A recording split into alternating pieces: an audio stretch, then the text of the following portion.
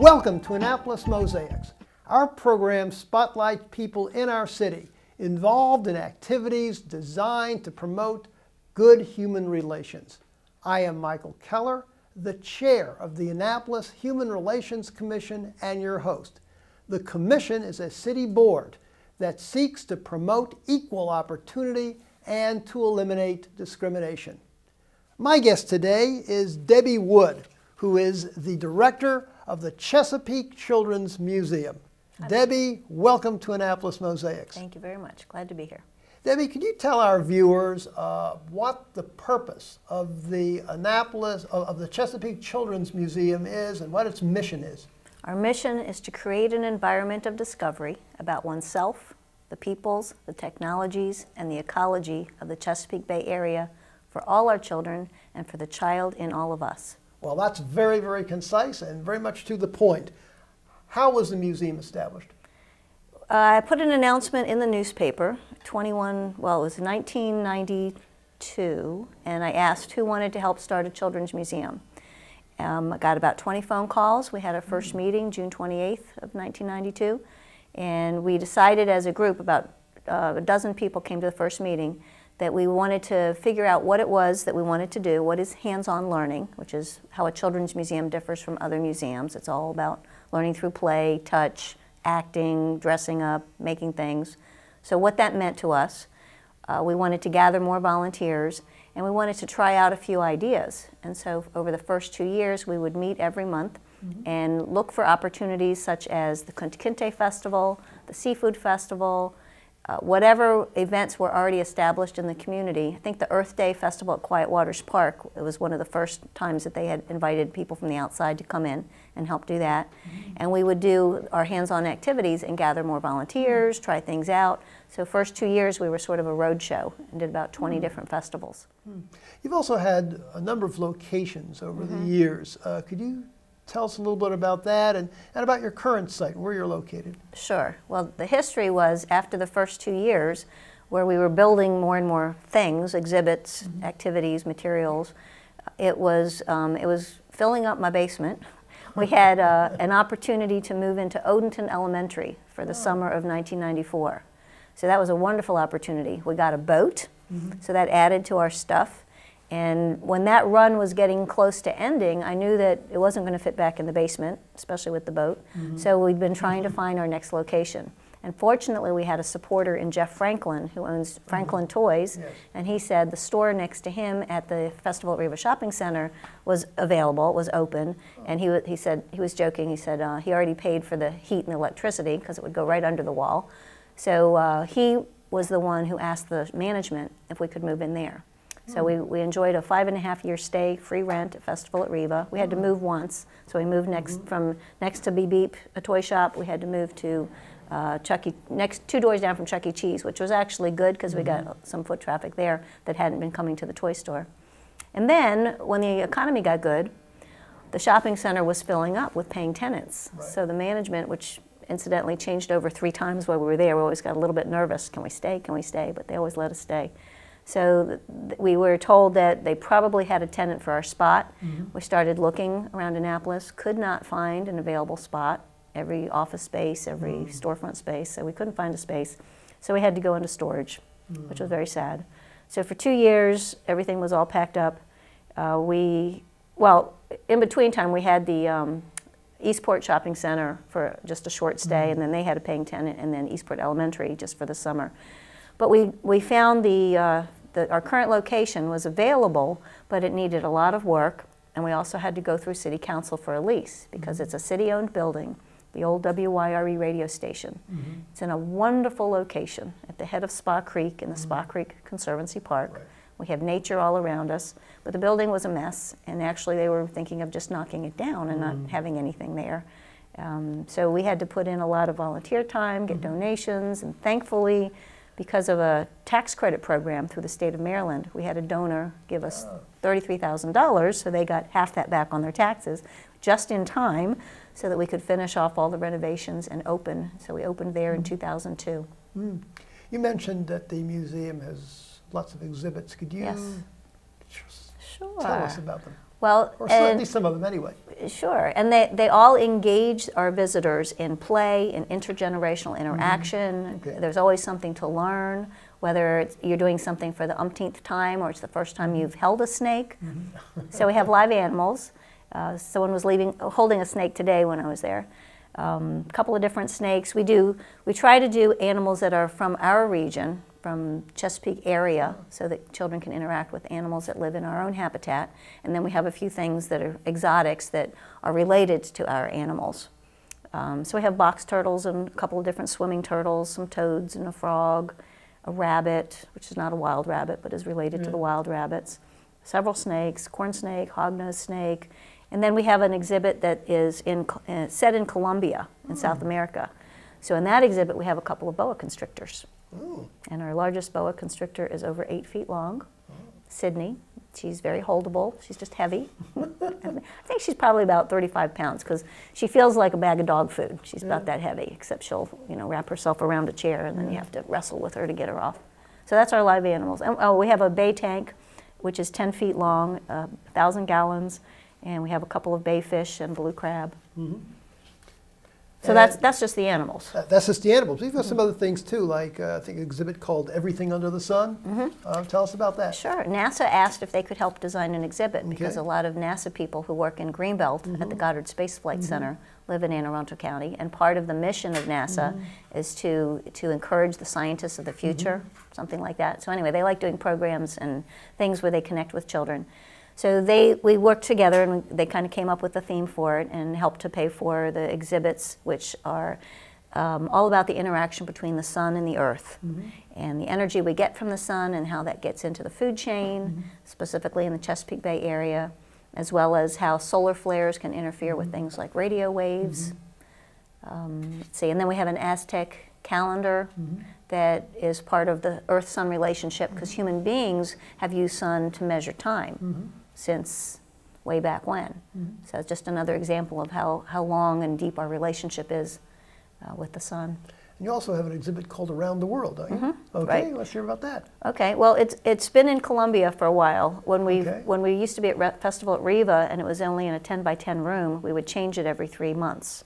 But now that it's a bigger space, a Girl Scout did her Gold Award to design that exhibit and got her parents to help to build some things. So once all that effort went into it, I really haven't wanted to change it.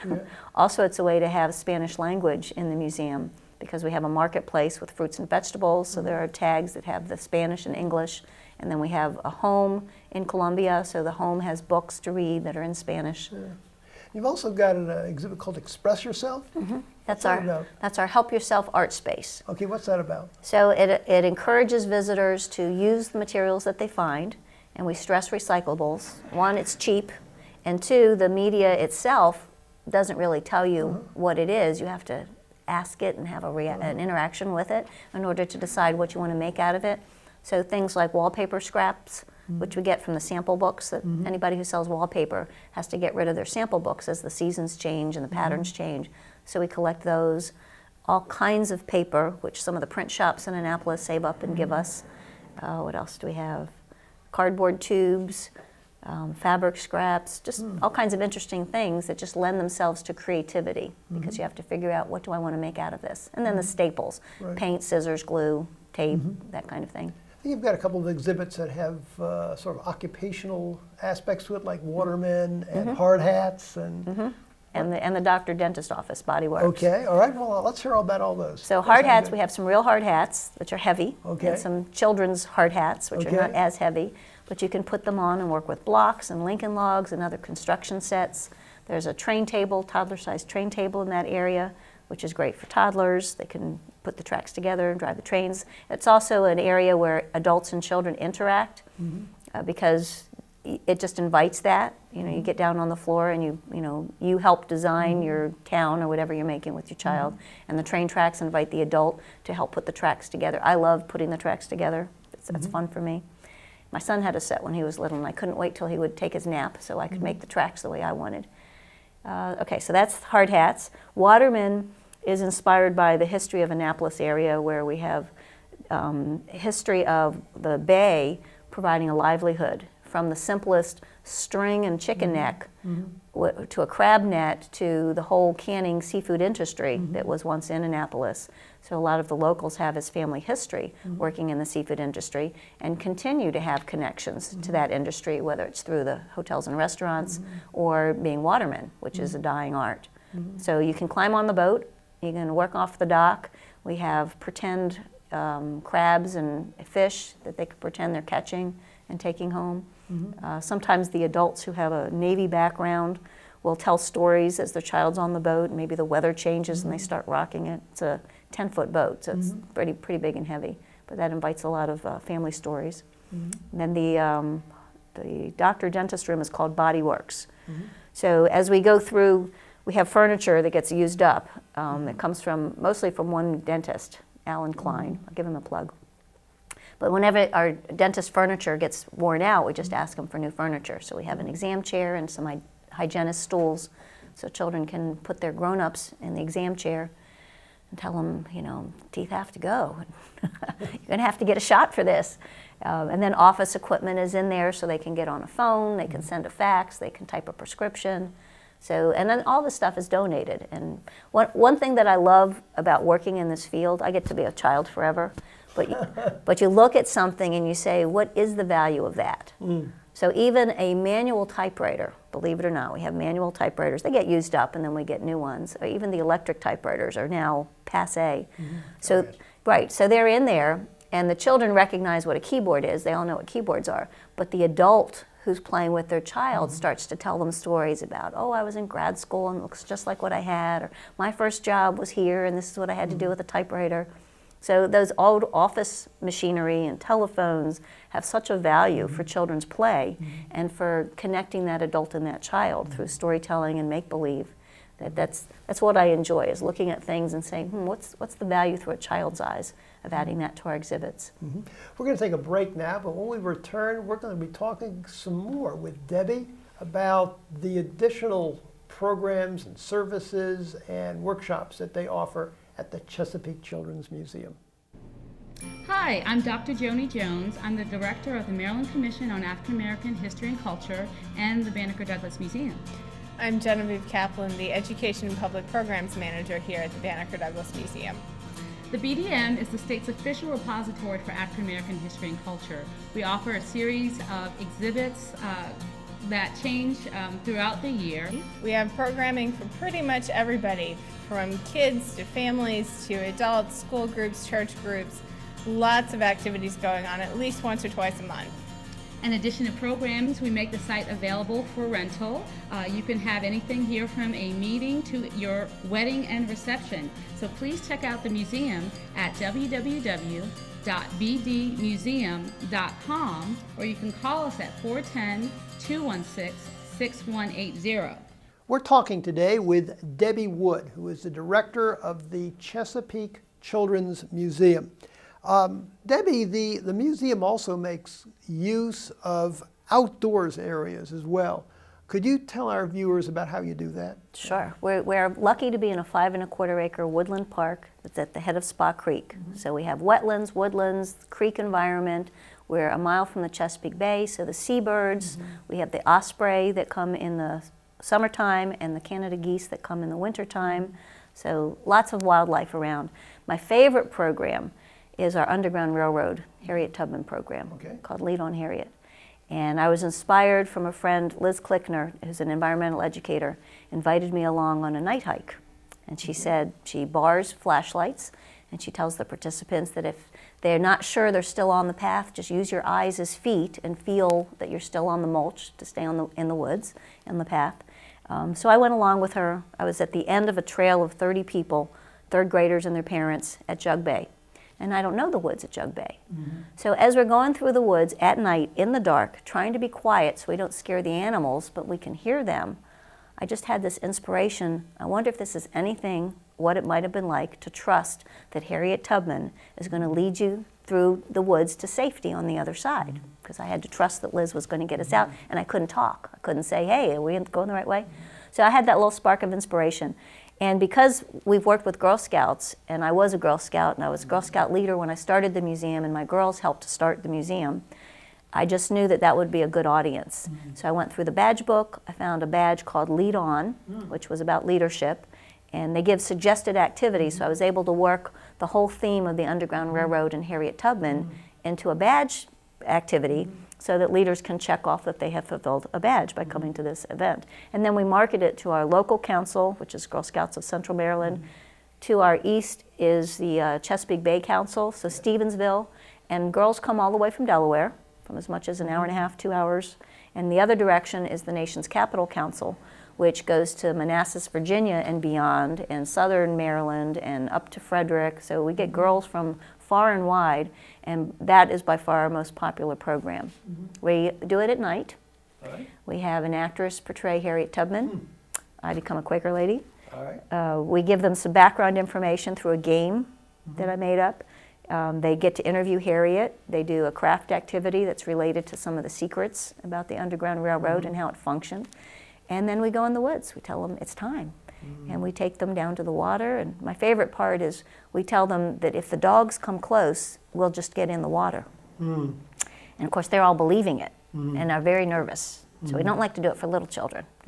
If little children come, we modify the program, but we like to do it for ages 9 and up. And we've done it for adults. We've done it for a church group, a women's group from a church. We've done it at the National Aquarium, 2 churches, the Annapolis Maritime Museum. So it's a, it's a packageable program, but we like to do it in our own woods because then we can do our make-believe about the dogs and getting in the water, and they come around the back of the building and we pretend it's a Quaker home. So by lantern light, they get cornbread and apple juice.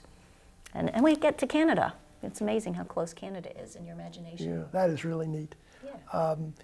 The museum offers programs to a wide range of individuals. You offer programs for toddlers and preschool kids, for school-age children, but also for families as well as for child care professionals.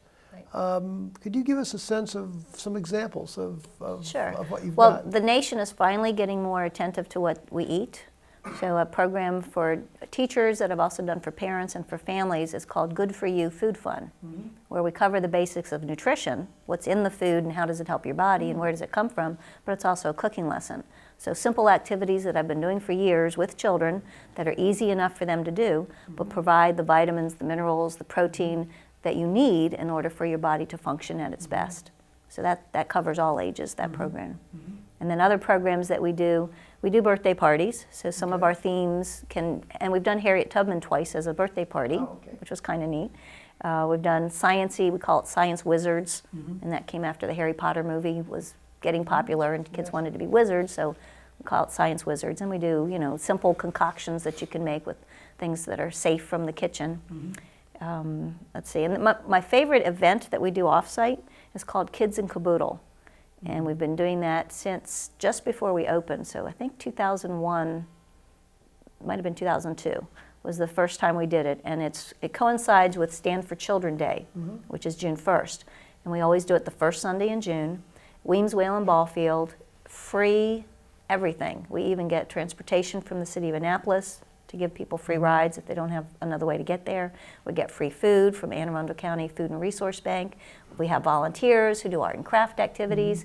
Over the last couple of years, I've incorporated my connections with the Early Childhood Coalition, which is all the early childhood professionals who work with children, with young children or families of that age bracket. And the Kids at Hope Steering Committee is another connection now, where we have many elementary schools in Annapolis and spreading around the county who will be participating and have participated, because Kids at Hope is all about helping all of us adults who touch children's lives to see them all as capable of success, no exceptions. And part of it is the leisure time activities, arts and crafts. We have live entertainment. We have an area called When I Grow Up, where the children can put on uniforms and play with tools so that they can pretend what it might be like to be different occupations, and we invite guests who represent the different educational field. But it's just a wonderful day where there's no economic barrier to participating. And for once, all the children of Annapolis are all the same, because everything is free for everybody, and it's a wonderful event. The originator of it, Eleanor Melagrana, had been the president of the Junior League of Annapolis, and she was taking a leadership training course and just had this vision of a project where all the children from all the communities around Annapolis would just play together and have a wonderful, fun, creative, joyful day. So she asked me if I would help, and I said, yeah, I'm with you. So we've been doing that one for a while. And you also offer workshops. Yes, you can come as a group, so any kind of group, church group, school group, child care center group, day camp. The workshops are all hands-on, and we have several themes that we repeat often that people ask for a lot. Animals is our most popular, where they get to meet the animals, act out a story, do a craft, do a game. And we've added themes as people have asked for them. One that we added on a Maryland Day. Maryland Day is when Four Rivers has all the sites participate to celebrate March 25th, which is Maryland's birthday. So we created an event called Sharecropping the Sea, which is part of African American history. When slavery ended, there were a couple of occupations that were pretty easy to get into. One was sharecropping on the farms, but another one was the seafood industry. So if you could start out with the very meagerest of supplies and materials, you could start earning money by getting the life out of the bay and selling it for food. So I have a friend who portrays the waterman of that time, rose up in a boat as we're walking down the trail, down to the water, and he just introduces us himself and says, you know, I don't know where I am, but I left Annapolis last night and slept out here overnight so I could catch the fish early in the morning. So he engages the audience in believing that he's from the past, and then tells them about what he's looking for, what he uses to catch them, and what his life is like as a waterman of the 1870s in Annapolis. Debbie, I'm sure that our viewers are going to be really interested in seeing the museum and very interested in taking advantage of the programs and the workshops that you offer. Could you tell us the days and the times that the museum is open and what the admission charge is? Sure. We're open from 10 to 4 during the school year and from 10 to 5 in the summer. Wednesdays we try to do large groups, but just call ahead, because if we don't have large groups and aren't painting or moving things around, you know, we let people in on Wednesdays. So that's our current schedule. Prices, I'm going to guess we're going to raise our price once we add some new exhibits soon, so $5 per person, ages 1 and up, and we do group rates. So if you want to come as a group and just explore the museum, that would be less, and if you wanted to do a workshop with your group, there's a fee per person for the workshops. If people want to learn more about the museum or want to contact the museum, how can they do that? Our phone number is 410-990-1993. Okay, can you repeat that? 410-990-1993. And we have a website, www.theccm, the word the spelled out, T-H-E, CCM for Chesapeake Children's Museum.org. Thank you for viewing our program today, and please join us again on Annapolis Mosaics. If you would like to have more information about the Annapolis Human Relations Commission, jot down the information that's on your screen.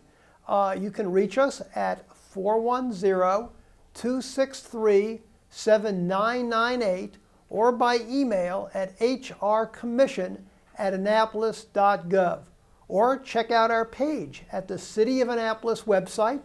Go to www.annapolis.gov, click on the Boards and Commissions icon, and then you can scroll down to the Human Relations Commission page.